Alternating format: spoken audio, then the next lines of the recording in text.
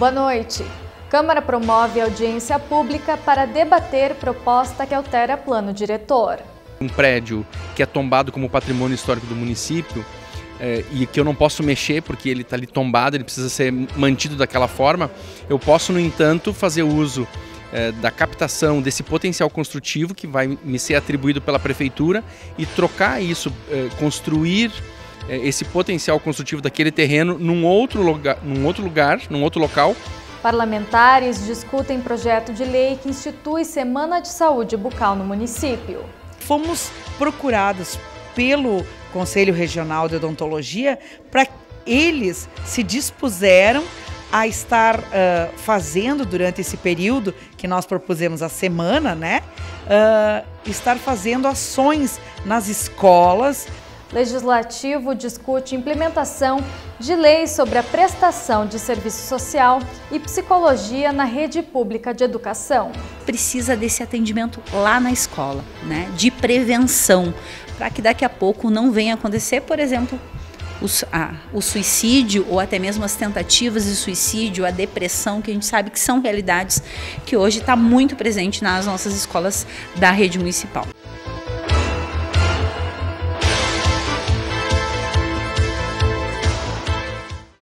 A Câmara Municipal promoveu uma audiência pública para discutir modificações em termos de como proceder em novas construções ou desapropriação em determinados imóveis. O encontro foi solicitado pelos integrantes das comissões permanentes da Casa.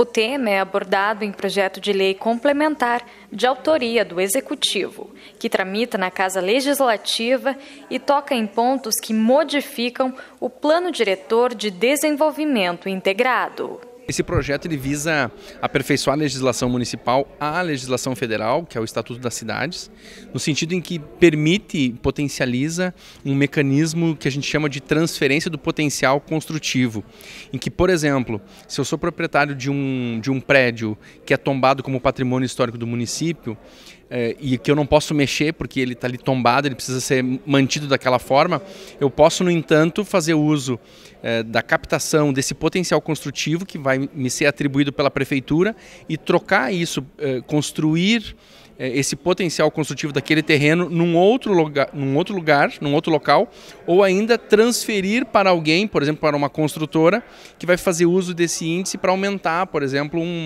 o tamanho de uma edificação, de um condomínio vertical ou algo do tipo, Isso também acontece quando a gente quer, por exemplo, enquanto executivo, desapropriar uma área para construir uma escola, uma unidade de saúde, uma praça, ou abrir uma nova via pública. Ou seja, a gente quer tomar posse de uma área porque aquilo vai gerar um bem público mais importante do que simplesmente ficar lá como um terreno ou como um prédio privado. Nesse caso também, o proprietário, ao invés de ficar com as mãos abanando ou de a gente tirar dinheiro do caixa da prefeitura, a gente atribui um índice, um quantitativo de índice construtivo que ele vai poder trocar no mercado da construção ou então ele mesmo fazer uso desse índice numa obra em outro terreno, podendo fazer uma obra maior do que aquilo que estava previsto na legislação. É importante esclarecer isso, que o nosso plano diretor ele estabelece o quanto que se pode utilizar de um terreno para construir, seja uma casa, uma empresa ou um prédio, dependendo do zoneamento em que essa construção vai acontecer. Então, sempre é possível ultrapassar até 25% desse limite previsto em lei, desde que eu tenha índice construtivo adquirido de alguém ou meu mesmo, adquirido em outro imóvel, como esses que eu exemplifiquei, e assim eu posso fazer uma obra um pouco maior, Esse projeto é muito importante, tramitou o ano passado e nós ficamos tristes por não termos conseguido votar ele no ano passado ainda, porque trata de uma novidade que já é utilizada por outras cidades, e Passo Fundo até mesmo já utilizou, que é a certidão de transferência, de potencial construtivo. Isso traz para o município uma nova forma de pagar, de utilizar recursos para desapropriar alguma área que é do seu interesse público, sem desembolsar nenhum recurso dos cofres públicos. então transferindo essa certidão de potencial construtivo ao proprietário, que vai poder transferir para alguma construtora ou algum interessado, podendo acrescentar aí na área construída 25%. Então, se a gente tem uma área de 1.000 metros, tu vai poder construir 1.250. Então, que a permissibilidade daquela área é dentro dos 1.000 metros, você tem a possibilidade de construir 25% a mais, que é os 250 metros. Então é algo de extrema importância, pois leva totalmente, em primeira questão, o interesse público em cima da iniciativa privada, mas também assim indenizando os proprietários dessas áreas. O secretário de Planejamento enalteceu a Câmara pela realização da audiência pública e pelas sugestões e observações feitas pelos vereadores. Aqui na Câmara de Vereadores é que a gente tem um espaço ainda mais amplo para poder discutir com a comunidade, que a gente dá ciência para a comunidade da vigência dessas novas propostas, e aqui a gente também consegue ouvir, né, opiniões diversas que muitas vezes vêm da própria comunidade, porque muitas vezes nós acabamos nos cercando, né, de profissionais técnicos com experiência, com competência, mas muitas vezes é importante essa escuta da população, e os vereadores fazem isso muito bem. Então é fundamental essa etapa que a gente cumpre aqui na Câmara de Vereadores, passando por audiência. Importante essa casa entender esse projeto como positivo, porque ele vem de uma discussão desde 2005 e agora nós aceleramos aqui, junto com a Secretaria de Planejamento, que prestou todos os esclarecimentos nas dúvidas, e o projeto vai tramitar nas demais comissões e com certeza vai ter o entendimento da maioria aí como algo positivo para a cidade, que vai trazer uma nova forma de se trabalhar a administração pública. Então, parabéns ao prefeito e aos secretários envolvidos por encaminhar para nós aqui, para a gente poder dar essa chancela aí dessa aprovação desse projeto tão importante. Na sessão plenária de hoje, esteve em segunda discussão prévia o projeto de lei que institui a Semana de Saúde Bucal no município, desarquivado na semana passada. A matéria é de autoria da vereadora Ada Cristina Munareto e determina que o período contemple o dia 25 de outubro, que celebra o Dia Nacional do Dentista. Passo Fundo é uma cidade que conta com várias faculdades de odontologia, é um polo de saúde, né? Não só regional, mas estadual, e temos pessoas de vários outros estados que vêm fazer tratamentos, não só médico, mas também odontológico aqui na nossa cidade. E hoje nós não temos um momento em que nós podemos concentrar essas palestras, ensinamentos, e fomos procurados pelo Conselho Regional de Odontologia para eles se dispuseram a estar fazendo durante esse período que nós propusemos a semana, né? Estar fazendo ações nas escolas do município, nas escolas que estiverem com as suas portas abertas para isso, ensinando os alunos, levando realmente a saúde bucal até eles. Então, nós propusemos esta semana para que fossem desenvolvidas nela várias atividades que trouxessem aos munícipes e também aos odontologistas que residem em Passo Fundo, trabalham em Passo Fundo, pudessem trazer para cá maior conhecimento sobre esta área. Depois do intervalo, você vai ver que o Legislativo discute implementação de leis sobre prestação de serviço social e psicologia na rede pública de educação. Nós já voltamos.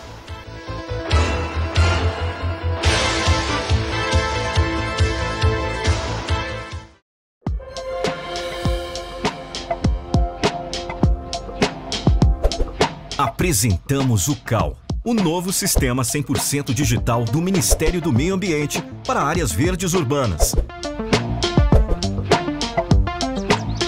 Com o aplicativo, os cidadãos passam a contar com mais informações para aproveitar esses espaços. Além disso, o usuário pode encontrar a ficha completa de qualquer área verde urbana do Brasil e ainda pode deixar sua avaliação do espaço e gerar alertas para melhorias e soluções de problemas. Os municípios, por sua vez, ganham uma nova ferramenta para a gestão, criação e recuperação dos espaços verdes. Ao cadastrar as áreas, o gestor municipal terá acesso a todas essas informações em tempo real e poderá tomar decisões mais rápidas e efetivas, contribuindo para levar mais qualidade de vida e bem-estar para os brasileiros. Governo Federal. Pátria Amada Brasil.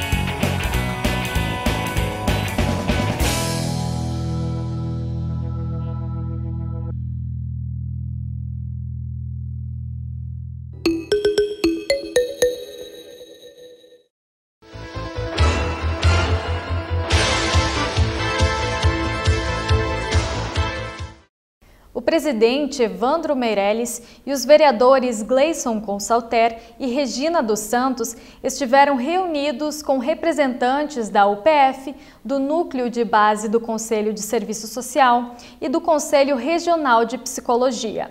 A pauta do encontro foi a implementação da lei sobre estes atendimentos na rede pública de educação. A gente vem trazendo essa pauta já há algum tempo, né, desde que estamos aqui no Legislativo, da importância de contarmos com esses profissionais nas escolas da rede municipal.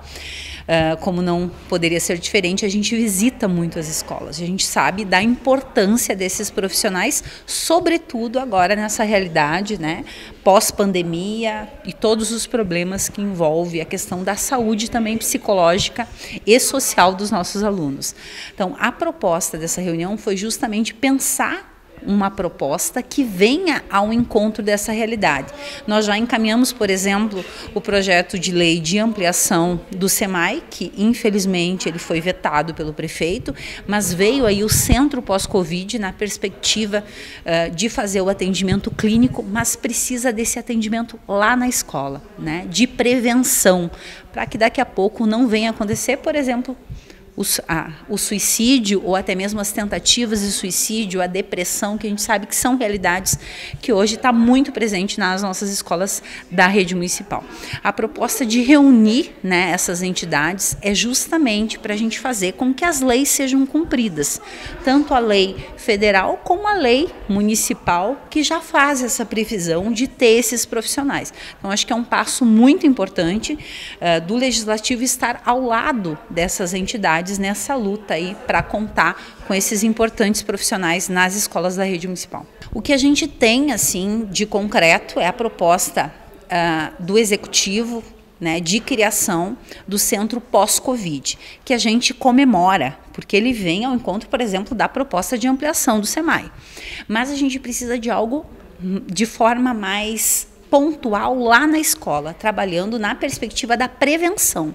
O centro pós-Covid ele vai trazer uma perspectiva clínica de atendimento dessas crianças com uma equipe restrita de alguns profissionais, uma equipe multiprofissional, mas ainda não dará conta da demanda da prevenção, que essa precisa ser lá na escola. A gente precisa contar com o maior número de profissionais, tanto psicólogos como assistentes sociais, fazendo esse acompanhamento diário do dia a dia da escola, que na nossa avaliação, da forma como está configurado o centro pós-Covid, não vai conseguir dar conta. É uma questão de recurso humano mesmo, então a gente precisa pensar além disso. O presidente do Conselho Regional de Psicologia, Vinícius Pasqualin, destacou a necessidade e a importância da implementação da lei. Essa lei ela existe desde 2019, os conselhos regionais tanto de psicologia quanto de serviço social, sindicatos, entidades, né, trabalharam junto aos parlamentares, conversaram com os parlamentares para que pudesse virar lei.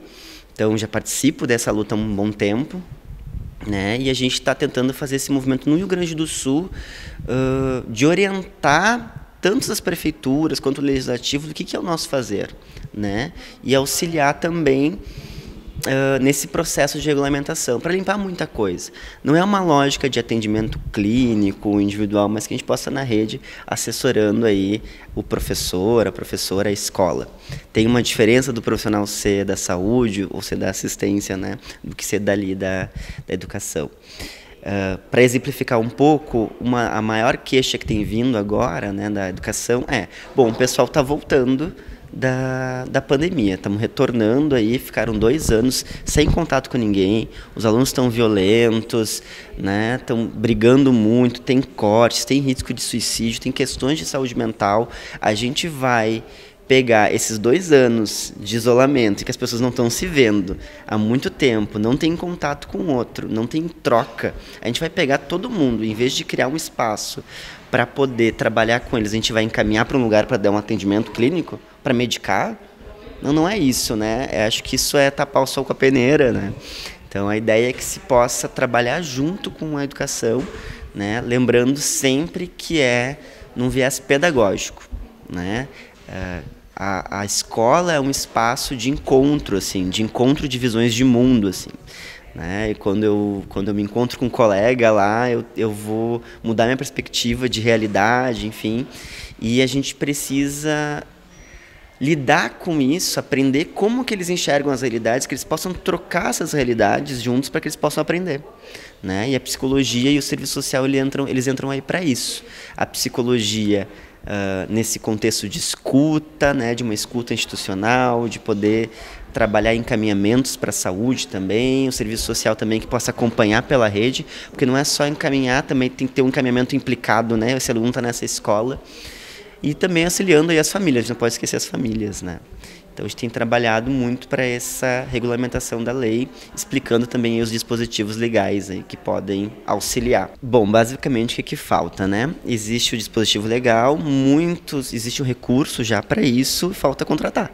Falta fazer o pedido de concurso ou de contratação, né? E aí tem um desafio também de fazer um pedido de contratação ou de concurso que seja específico para a educação, né? Porque isso a gente tem visto em vários municípios que estão pegando profissionais da saúde, colocando na educação, o psicólogo da assistência colocando na educação, e não é isso que a gente gostaria, né? Não é desvestir um santo para tapar o outro, enfim, mas que a gente possa ampliar e qualificar o serviço. Então, todos os municípios eles já têm um recurso, muitos municípios já têm psicólogo e assistente social na rede de educação básica com recursos próprios. Aqui nós temos 495 municípios no Rio Grande do Sul, se eu não me engano. Nesses 400, metade já tem psico na educação, né? Os que estão regulamentando estão fazendo aí, porque teve uma lei que tinha um teto de gastos, então estão fazendo contrato emergencial. Agora os municípios estão fazendo concurso específico para a educação. Então é basicamente a formação, basicamente é contratar, né? E o pessoal saber que existe essa lei. Já a assistente social Deise de Brito da Silva, representando o Nucres Planalto Médio, entregou um documento reforçando a inserção da lei, visando a garantia e o acesso de direitos sociais. Então, representando a categoria dos assistentes sociais, a gente vem então com uma pauta, né, com uma luta referente aos assistentes sociais na rede pública de educação básica. Então, né, qual a importância, né, desse profissional na política de educação? Então, vem muito no sentido de prevenção, né, considerando que a educação ela é um direito prioritário de todas as crianças e adolescentes, e a nossa profissão ela vem muito num viés de identificar os determinantes sociais. Então, o que seriam, né, esses determinantes sociais? Identificar como está sendo o acesso, né, dessas crianças e desses adolescentes nas políticas públicas, questões de moradia, saneamento básico, transporte, né, que a gente costuma dizer que é os mínimos sociais. Então, para ter um processo ensino-aprendizagem de qualidade, a gente precisa identificar, né, essas questões que são direito, né, de todo cidadão e crianças e adolescentes. Então, acredito que a nível municipal, por estar neste momento aqui, né, a gente dialogar, eu acredito que sim, estamos próximos. Os colegas, né, da categoria da psicologia trouxeram um pouquinho da historicidade da legislação e sim, né, estamos próximos, até por termos a oportunidade de, nesse momento, conseguir falar sobre a importância das nossas profissões na rede pública de educação básica. O presidente Evandro Meirelles acolheu a demanda e colocou a Câmara à disposição para mediar um diálogo com o Executivo. Já o vereador Gleison Consalter informou que é o autor da lei municipal que trata deste assunto e foi promulgada em 2018. O tema, inclusive, foi abordado em seu grande expediente, como você viu no Jornal da Câmara de ontem. Uma boa noite e até a nossa próxima edição.